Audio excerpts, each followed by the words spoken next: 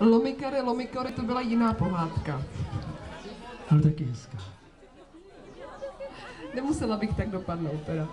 Nakonec měli hezkou houpačku. No.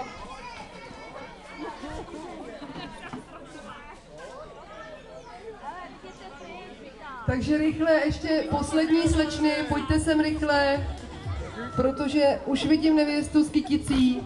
Ta se za malou chvíli otočí a mrští za záda.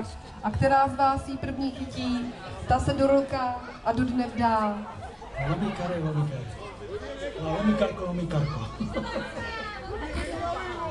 Takže připravit. Budeme počítat, jo? Budeme počítat od 10 dolů, jo? Budete počítat se mnou všichni, to znamená 10, 9, jo? Pro ty, kterým to nebylo úplně jasný. Takže připravíme se a jedem.